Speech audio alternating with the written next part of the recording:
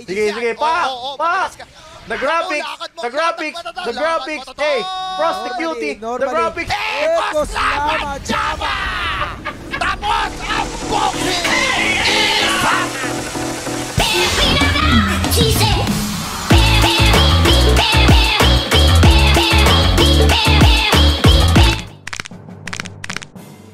Sarap. Mopia. So guys, ngayong araw po, no, nababalitaan naman Megatron, go away.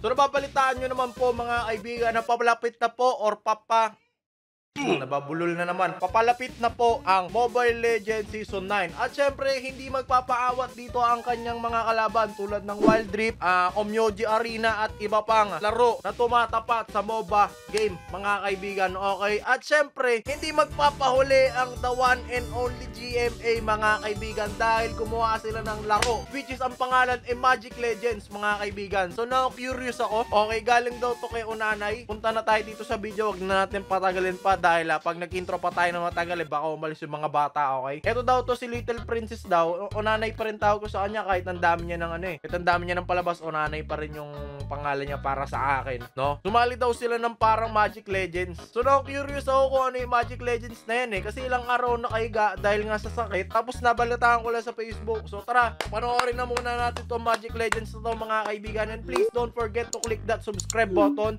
Road to 朋友是一个坚韧不 ilan na ba subs ko? Pero basta yun, road to 400k subscribers na tayo bago ako mag-birthday sa January 31 na yan. So regalo nyo na sa akin, pipindutin nyo subscribe kung hindi nyo pa na-click na subscribe button dyan sa may babae, namumula dyan. Okay, so wag na napatagalin to, let's go. Baka naman may copyright ako ng GMA dito, mga sir. Mahal na mahal ko channel ko, ika-copyright. May labang copyright to. Diba si Onanay ito eh. Okay, may championship. Tapos nasa loob pala sila ng parang show. So ina-expect ko na medyo shitty yung mangyayari dito kasi gawa ng gawa ng Victor Magtanggol to eh. Yun ng Little Boys for the finals. By the way, meron din po palang live streaming sa laban niyo. Uy, may live streaming? Uy, ano yan?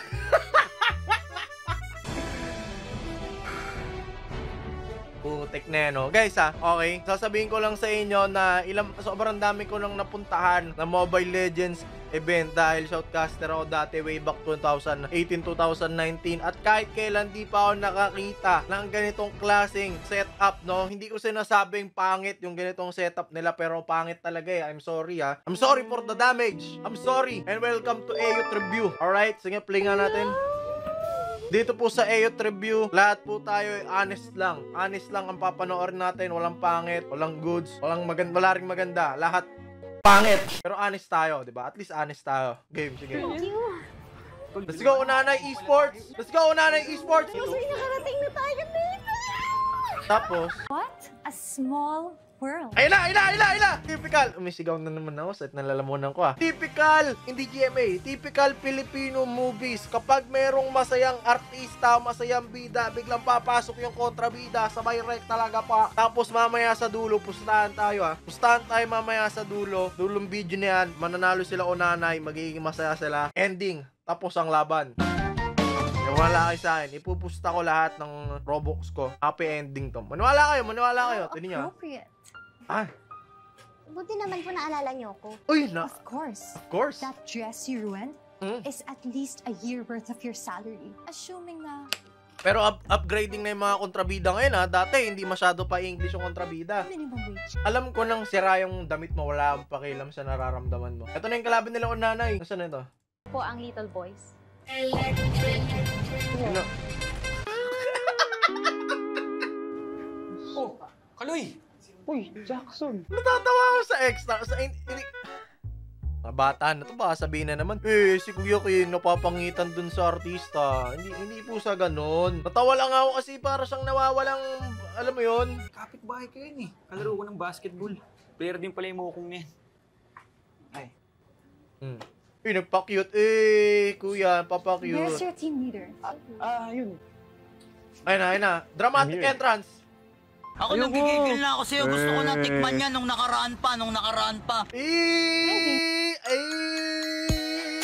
Taglandi pala si Idol eh. Pustahan tayo sa dulo, magkakagusto to kay Onanay. Pero bakit ba natin pinapokusin? Doon tayo sa Kuya King, ito na naman tayo sa review muna kung saan napupunta. Doon na tayo kay Onanay. Nasaan na yung maglalaban sila Onanay? At tayong pakialam dyan, lalaitin neto ni Kuya Gangster. Gangster na gangster yung itsura, no? Siya yung tipong pag nakasalubong mo sa daan, para siyang galit parate. Okay, sige na, alam kong galit ka, pwede bang tumabi ka na? Little boys. Nag-meeting, okay, planning meeting. Parang Boss Dogs and Aether lang. Nagme-meeting sila pag may laban, oo. Chumichichirya po. Pero hindi ganyang costume nila. I mean, jersey. Ayun, no, ay, sabi ko sa inyo crush ni Onanay yun Nasaan na yung Magic Legends par? Ano ba yun? Ayun, lalaro na. Ayun na.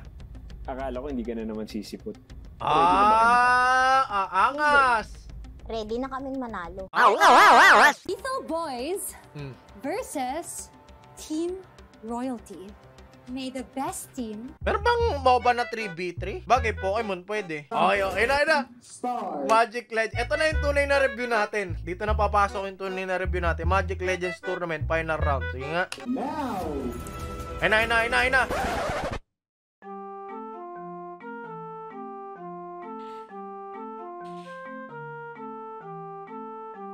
Ano pa panahon natin? 1980s? 1980s yung graphics tingnan nyo. Ito, kamukha ni Onanay. May abs pa. Ito, isa nyo kinuha to sa Crypto Blades. Oh my God. Guys, para sa mga hindi nakakalam, no, meron pong crypto game na pangalan ni Crypto Blades. Hindi ko sila pinopromote. Crypto Blades. Tingnan nyo yung karakter sa Crypto Blades, ha. Ayun, tingnan nyo. Parang ganyan, oh. Pero mas matino pa nga to, Tingnan nyo, oh. Ano yan? Ang dami niyong pwedeng kunin na artist na pwede gumawa man lang ng decenteng karakter.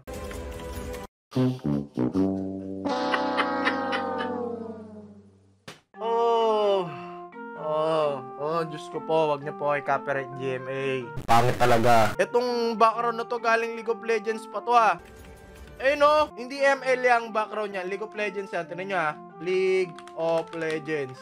Tinan nyo yung map, Tinan nyo, sabihin nyo hindi, sabihin nyo hindi, Kumpara natin, side by side, by Ariana Grande. Yan, yung lupa niyan.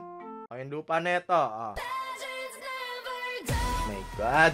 My name is Jeff. Ba't naman ganyan yung naglalakad? Ano yung tunay na tao na naglalakad? Sige nga, tingnan natin yung nahihirapan sila. Sige nga, baka may copyright pa yung tugtog nila Alisin na natin. Help me! Wala, pinulikot sa'yo, nanay. Ito lang.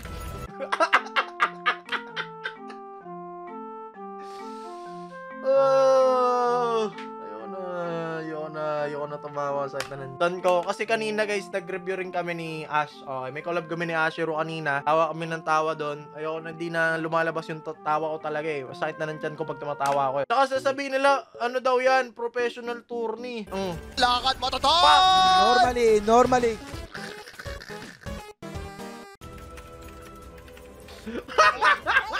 Look at the class, look at the moves! Faker! What was that? Uy. Di ba naglalaro kayo? Tignan nyo, Di ba naglalaro yung 3v3? Di ba 3v3, di ba? Ayan, 1, 2, 3. Sabi na, pangit talaga yung graphics Tignan nyo, 3v3 yan, di ba? Ayan na. Push ka. I bet no hands. Bakit no hands yan? May naglalaro ba ng laro na nakaganon gumagalaw mag-isa? Ito, pumasok na tingnan natin. Sige, pa! The graphics! Hey! Prostitute! The graphics! Eko siyama, jama! Tapos ang boxing! Isama! Ay, nako. Contain. Sabi nga ni Elsa, di ba? Conceal, don't feel, don't let it... Hindi. Tama ba? Conceal, don't feel, don't let it go. Basta yun. Sige nga, panoorin pa natin. Sabi ko sa inyo, napapost ako kanina, mananalo sila Onanay. Di ba? Talo yung tatlo Paano ka ba naman kasi mananalo? Maglalaro ka, nakanuhan. Sino ba namang tatangang pro player maglalaro ng ganyan tapos maanuhan, nakaganyan ka? Diba? Paano mo mapapagalaw yung mouse mo? Telekinesis? Ano kasi Magneto? Ano yun? Ayun na. Disappointed siya. Ay, gusto niya na si Onanay.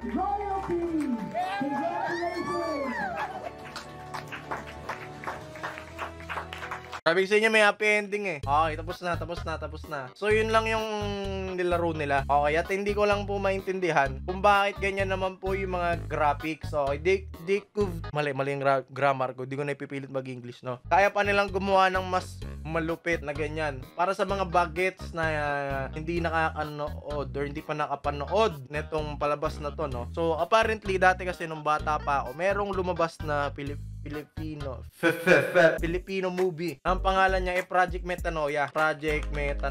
Okay? Yung project... Ay, wala dito yata. Tignan nyo yung Project Metanoia. Yung Project Metanoia, guys.